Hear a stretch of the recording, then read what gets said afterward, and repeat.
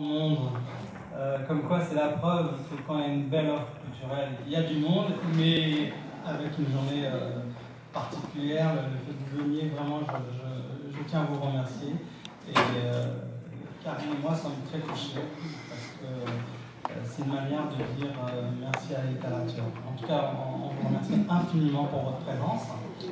Nous allons parler du dernier roman de Karine Thuil, Les choses humaines, qui a réalisé un doublé exceptionnel dans l'histoire de l'édition, puisqu'elle a eu, ce qui n'a jamais été fait, le prix Interallié et le concours des lycéens. C'est-à-dire qu'elle a réussi le rêve de tout auteur, qui est le grand écart entre la critique littéraire, les jurys littéraires, et puis les jurés populaires et surtout des jeunes, ce qui est, je trouve magnifique de pouvoir séduire ces différents publics. Alors je vais essayer de parler le moins possible. Donc tout de suite, Karine, pour une manière d'entrer dans les choses humaines, c'est de nous présenter les membres de la famille Farel. Je voulais dire que moi aussi j'étais très heureuse d'être ici et très heureuse de vous voir aussi nombreux pour les raisons qu'a évoquées Mohamed Aïssaoui à l'instant. On dit souvent que la littérature se meurt et vous êtes la preuve vivante que non seulement elle est bien vivante, mais qu'elle vit, qu'elle vibre, et même dans des périodes troubles. Donc c'est un très grand plaisir pour moi d'être ici et d'avoir l'occasion d'échanger avec vous maintenant et après au moment de la signature. Donc les choses humaines, c'est effectivement avant tout l'histoire d'une famille, les Farel. Jean, le père, a 70 ans, c'est un très grand journaliste politique à la radio et à la télévision. Il anime une matinale à la radio, une grande émission à la télévision. C'est un homme qui est obsédé par sa carrière, par sa réussite médiatique. Il est marié à une femme qui est plus jeune que lui, qui a une petite quarantaine d'années, qui s'appelle Claire. Et Claire est une essayiste connue pour ses engagements féministes. Ensemble, ils ont un fils, Alexandre, qui a 21 ans, qui est étudiant à l'université de Stanford, en Californie, qui est très brillant. Donc une famille très médiatique, en apparence qui a tout réussi, qui pose dans les magazines. Mais tout ça n'est qu'une façade. On découvre au fil du livre, très vite, je ne dévoile rien de très important, on découvre très vite que cette vitrine est totalement artificielle et qu'en réalité, chacun des membres de cette famille a des doubles vies, a des secrets inavouables. Et c'est une accusation de viol qui va faire vaciller cette parfaite construction sociale. Et justement, l'explosion, ou même l'implosion de cette famille, elle vient du fils brillant, qui est à Stanford. Et on peut d'ores et déjà dire qu'il y a un fait, comme ça arrive souvent dans votre œuvre, il y a un fait divers qui vous a donné le point de départ, qui est d'ailleurs ça s'appelle l'affaire de Stanford, en 2016, si je me souviens bien. Exactement. Vous pouvez dire quelques mots sur cette affaire? Bien sûr, oui. Je ne sais pas si certains d'entre vous en ont entendu parler, mais en juin 2016, je lis un article de presse qui raconte un procès qui a eu lieu aux États-Unis et qui opposait un brillant étudiant de l'université de Stanford qui avait pareil une petite vingtaine d'années, sportif émérite, qui venait d'une bonne famille, et une jeune femme qui n'était pas étudiante à Stanford, qui était présente sur le campus lors d'une soirée et qui l'accusait de l'avoir agressée sexuellement derrière une benne à ordures. Et à l'issue du procès, le verdict qui avait été rendu, 6 mois de prison dont 3 fermes, avait été considéré comme trop clément. Donc on était en juin-juillet 2016, bien avant MeToo, et une vague indignation avait suivi, les femmes considérant que le verdict était trop clément. Et cette affaire m'avait beaucoup marquée. D'abord parce que la jeune fille avait tenu un blog à l'époque dans lequel elle s'adressait au jeune homme, on avait donc sa version, et puis surtout parce que le père du jeune homme avait eu ces mots qui pour moi traduisaient bien la distorsion entre les conceptions des uns et des autres. Il avait dit au juge « On ne peut pas détruire la vie de mon fils pour 20 minutes d'action ». Ces mots, vous êtes choqués. Lui n'était pas du tout choqué en les écrivant, il avait adressé une lettre au juge, et ces mots 20 minutes d'action montrait bien, le fait qu'ils aient été prononcés, montrait bien la différence d'appréciation, la différence de perception, de point de vue entre la famille de ce jeune homme et la victime et sa famille. Donc j'ai commencé à m'intéresser à ce sujet, donc à cette époque-là. J'ai assisté à des procès aux Assises de Paris pendant assez longtemps et j'ai lu aussi beaucoup de témoignages de victimes, j'en ai rencontré. Et puis j'ai découvert, finalement on ne savait rien de ce qui pouvait se passer dans la tête d'un jeune homme, d'un homme accusé de viol. Et donc c'est à partir de là que j'ai choisi de raconter cette histoire, mais du point de vue de l'accusé et de sa famille, en opposant effectivement tous les points de vue et toutes les perceptions possibles, si bien que effectivement il y a une façon d'aborder ce sujet qui était un peu originale, et en tout cas c'est ce qui m'a donné envie d'explorer plus avant et de passer beaucoup de temps, plusieurs années sur ce sujet. Une fois que la présentation de la famille est faite, donc dans les premiers chapitres, on rentre dans le sujet du procès. Donc c'est vraiment ce qu'on peut appeler un roman de procès. Et est-ce que vous pensez qu'une société peut être décrite et décryptée, en l'occurrence comme dans les choses humaines, à travers le procès? Parce que notamment il y a les interrogatoires, les dialogues qui sont d'une force inouïe. L'avocat du jeune homme dit à peu près la même chose. On ne peut pas détruire une vie pour quelques minutes. Et puis il y a les rapports de force. Ça c'est vraiment très très bien montré à travers le livre. Est-ce que le fait de passer par le procès vous permet de parler de notre société? Oui, c'est très intéressant un procès, une audience, parce qu'il raconte les dysfonctionnements de notre société. J'avais lu d'ailleurs les souvenirs de la cour d'assises de Gide, dans lesquels il racontait ce qu'il avait vu au cours de ses audiences, et j'avais été fascinée par cette façon de faire. Je précise que moi je suis juriste de formation, et donc c'était un croisement formidable pour moi entre ma formation, le droit et la littérature. Et c'est vrai qu'à l'audience, il y a une vérité judiciaire, mais il y a aussi une vérité intime. C'est-à-dire que quand vous arrivez et que la vie d'un être, la vie de deux êtres d'ailleurs, est disséquée par l'intervention de psychiatres, d'enquêteurs de personnalité qui viennent raconter votre vie, par l'intervention de témoins, chacun va révéler une facette de vous-même. Et c'est vrai que chacune de ces interventions, y compris les interventions aussi de l'accusé lui-même, des victimes, raconte les failles, les fractures de notre société.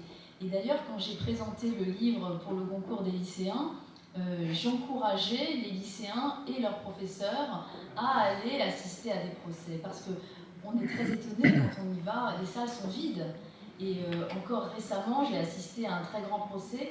Et pourtant, c'était quand même un procès médiatique. Alors, il y avait 3 journalistes dans le box de la presse, mais dans la salle, il y avait très peu de personnes. Alors que je trouve que c'est d'un intérêt sociétal, humain, incroyable, et notamment pour les jeunes générations, pour essayer de comprendre.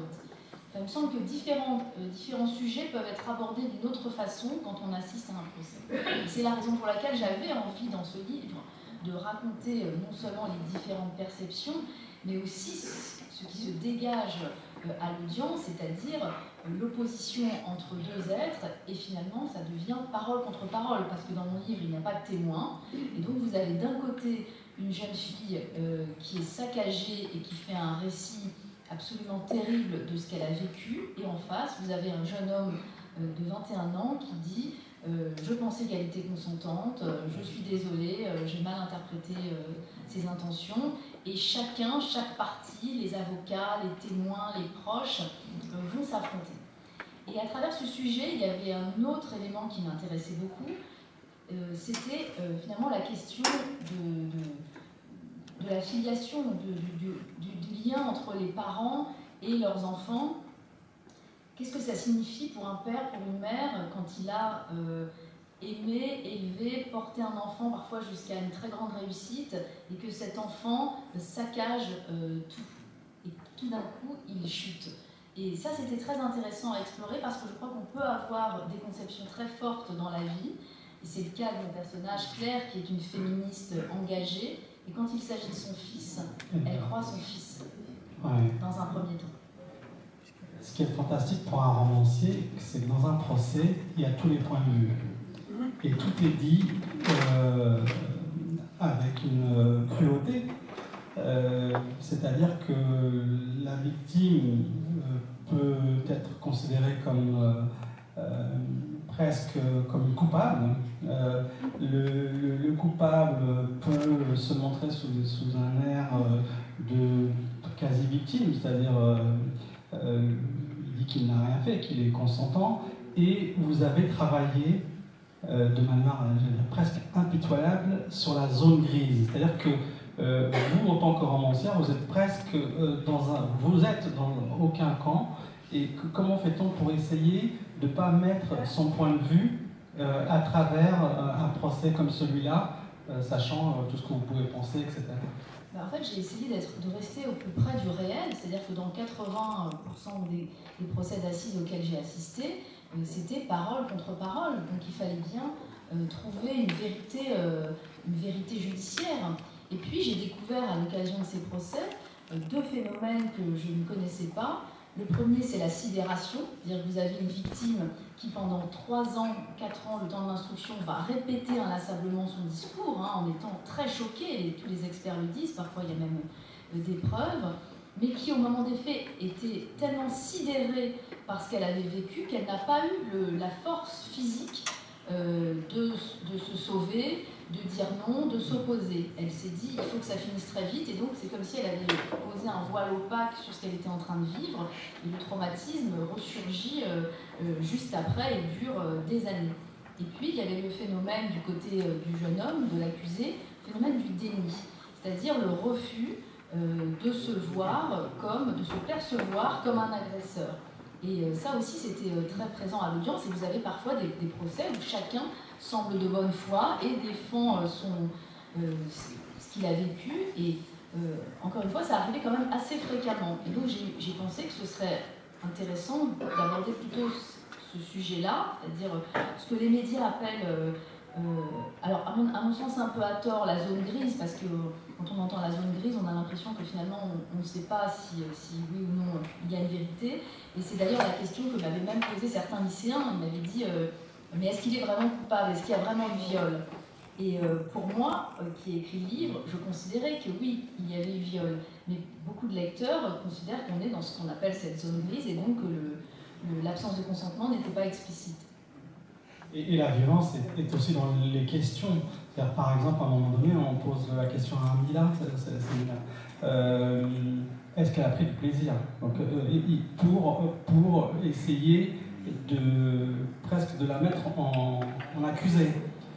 Cette restitution des questions, des dialogues, qui montrent une violence diffuse, c'est quelque chose qui est j'allais dire, omniprésente dans le roman. Et c'est quelque chose qui est occulté dans la société. On n'en parle pas. Par exemple, le dépôt de plainte, les questions qui sont posées à la victime. Moi, j'ai eu accès à des PV de police. J'avoue que j'ai été totalement sidérée par la violence de ce que j'ai lu. J'imaginais une femme porter plainte et entendre ce genre de questions et devoir répondre à ces questions. Or, à l'audience, les questions souvent se répètent aussi. Mais c'est intéressant à l'audience parce que vous avez aussi, comme l'accusé est dans la salle, vous comprenez quelque part pourquoi ces questions sont posées par le président ou la présidente de la cour d'assises. Elles sont posées parce qu'ils ont peur d'envoyer à tort quelqu'un en prison. Et ça aussi, c'est un élément qui est très intéressant, dont on ne parle absolument pas dans les débats, alors qu'on entend ce sujet du viol en permanence. On ne parle pas de la question de l'emprisonnement, on ne parle pas de la question de la prison. Alors que l'issue de l'audience, c'est bien cela. C'est est-ce que l'on va envoyer ou non quelqu'un en prison et est-ce que cette peine va permettre de faire évoluer cette personne, de changer les choses, etc. Et notamment, il y a un phénomène aussi qui est intéressant. On m'a raconté qu'avant, quand vous étiez juré, on vous emmenait d'abord visiter une prison. pour que vous preniez conscience de la gravité de la décision que vous alliez prendre. Il paraît qu'aujourd'hui, on n'a plus tellement de temps, donc on ne le fait plus. Mais c'est intéressant parce que cette question de l'incarcération n'est plus du tout au centre des débats quand on aborde ces questions. Bien sûr, tout de suite, quand on lit votre roman, qui colle tellement au réel, on se dit, est-ce que vous avez été inspiré par ce qui s'est passé lors de l'affaire Munstein, que les avocats le défendaient en disant qu'elle était consentante, etc. Le mouvement MeToo aussi. Est-ce que c'est arrivé en même temps que la rédaction de votre livre? Je me demande comment on fait quand on est écrivain et que tout ça, vous le voyez sur vos écrans de télé, en même temps peut-être en train d'écrire. Comment vous faites? C'était très compliqué parce qu'en fait j'avais déjà bien avancé, j'avais écrit une très grande partie du livre quand il y a eu cette affaire. Et c'était une telle révolution, MeToo, qu'il a fallu évidemment intégrer aussi ces éléments au roman, mais j'avais déjà commencé bien avant. C'est-à-dire le désir d'écrire le livre, évidemment, était lié aux faits divers, mais ça fait aussi appel à des ressorts intimes. Je pense qu'on n'écrit pas par hasard sur ce sujet-là. On a des proches qui ont subi des agressions, qui ont été très marquées, et donc j'avais le souci d'aborder ce sujet pour essayer de le comprendre d'une autre façon. Et puis l'actualité a été tellement forte donc, au cours de l'écriture et au moment de la publication aussi, jusqu'à aujourd'hui. C'est-à-dire qu'il n'y a pas un jour où on ne me pose pas une question sur l'affaire Polanski, sur l'affaire Enel. Et c'est vrai que c'est intéressant parce que finalement on comprend que la littérature, d'une certaine façon, participe aussi à l'évolution du débat démocratique parce que ce sujet pose des questions d'ordre social, moral, mais aussi juridique, c'est-à-dire de quelle société voulons-nous pour nos enfants, une société où finalement les droits de chacun seraient quand même respectés, où la liberté d'expression persisterait, ou au contraire une société clivante, clivée, où les gens s'opposent, où chacun est crispé et campé dans ses positions. Et peut-être que la littérature, en tout cas c'est tel que je l'envisage, et cet espace démocratique possible où les conceptions de chacun peuvent s'affronter, où la contradiction aussi est possible. Et moi je l'ai vu, notamment au moment du concours des lycéens, où vous aviez dans un même amphithéâtre des lycéens qui en plus parlaient totalement librement et qui défendaient des conceptions totalement contraires, et puis parfois aussi des interventions de professeurs ou certains élèves qui me disaient « j'ai fait lire le livre à ma mère ou à ma grand-mère, à mon père ». Et nous avons eu ces discussions. Tout d'un coup, le livre devient aussi un instrument de libération de la parole au sein des familles dans lesquelles on n'abordait pas ces sujets. Ça, c'est quelque chose que j'ai découvert aussi à ce moment-là, c'est que ces sujets peuvent ne pas être abordés au sein des familles. Or, il faut quand même savoir que la majorité des agressions sexuelles se passent au sein des familles, un ami de la famille, et concerne aussi des garçons. Ça aussi, moi j'ai abordé le cas d'une jeune fille violée, mais en réalité beaucoup de garçons subissent aussi des agressions de ce genre, et c'est un sujet dont on parle peu. On n'en a pas parlé, mais c'est aussi le cas dans les choses humaines, c'est à l'intérieur de la famille. Si vous pouvez dire qui